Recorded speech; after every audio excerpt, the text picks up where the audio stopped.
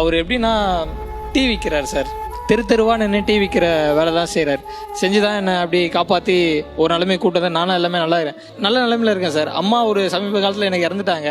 அம்மா தான் இறந்துட்டாங்க. அப்பாவை நல்லபடியாக பார்த்துக்கணுன்ட்டு அப்பா பார்த்துக்கும் அப்பாவுக்கு ஞாபக மருதி பிரச்சனை வந்துச்சு சார். எல்லா ஹாஸ்பிட்டலுமே ட்ரை பண்ணிட்டேன்.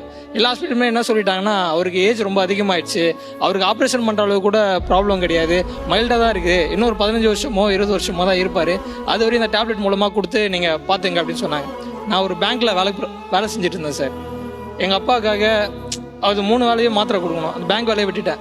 இன்னைக்கு எங்கள் அப்பா வேலையை எடுத்து நான் செய்கிறேன். டீ விற்கிற வேலை தான் நான் செய்கிறேன். நீங்கள் டீ விற்கிறீங்களா? நான் டீ விற்கிறேன். பேங்க்கில் என்னவா இருந்தீங்க? பேங்க்கில் டீம் லீடராக இருந்தேன் சார். ஏன் விட்டீங்க சார்? அப்பாவுக்கு 3 வேலை மாத்திரை கொடுக்கணும் சார். என்ன எல்லாமே என்ன சொன்னாங்கன்னா, ஒரு காசு கொடுத்து ஒரு ஆளை வச்சுக்கோங்க, வச்சுட்டு அவங்க மூலமாக பார்த்துங்கன்னு சொன்னாங்க. அம்மா இறந்துட்டாங்க, அவங்க எப்படி பார்த்துப்பாங்க? காசுக்கு வேலை செய்கிறவங்க எப்படி பார்த்துக்க போகிறாங்க? நான் பார்த்துக்கிற மாதிரி வருமா? இப்போ எப்படி அப்பா மேனேஜ் பண்ணுறீங்க சார்? இப்போ நான் டீ கொடுக்க போகும்போது அப்பா கூடவே பைக்லேயே உட்கார வச்சு கூப்பிட்டு போவோம் சார். 4 மனுஷங்களை பார்க்கும்போது கொஞ்சம் மைண்டு ரிலாக்ஸ் ஆகிடுவார். பழைய மாதிரி பேச மாட்டாரோ, ஞாபகம் மருதி ஆகிட்டார் சார். அவங்க இடமே என்ன சொன்னாங்கன்னா, இந்த மாதிரி அவர் கொஞ்சம் வெளியிலே கூப்பிட்டு போயிட்டு இதெல்லாம் பண்ணுங்க அப்படின்னும் போது எல்லா இடம் போனாலும் கூப்பிட்டு போவோம். இதனால் எனக்கும் என் ஒய்ஃபுக்கும் நிறைய ப்ராப்ளம் வரும். அவர் எங்கேயுமே வீட்லேயும் விட்டு போக முடியாது. குழந்த மாதிரி ஏன்பா என்ன எங்கேப்பா விட்டு போகிற இப்படி தான் சொல்லுவார். இப்போ அவர் நினைவு இருக்குல்ல?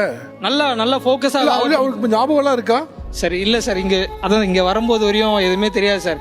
பாப்பா கூப்பிட்டு வரேன், அவர் சாகிறதுக்குள்ள ஒரு நல்ல எல்லாரும் இந்த இத்தனை கோடி பேர் பார்க்குறாங்களே, எங்கள் அப்பா இந்த மாதிரி என்ன பெற்று வளர்த்து ஆளாக்கின அப்பா ஏதோ ஒரு வகையில் சந்தோஷப்படுத்திடக்கூடாது, எங்கள் அப்பா மூஞ்சி எல்லாருக்கும் பாத்திர மாட்டாங்களா, அந்த ஒரு எண்ணத்துக்காக கஷ்டப்பட்டு கூப்பிட்டு வந்தேன் சார்.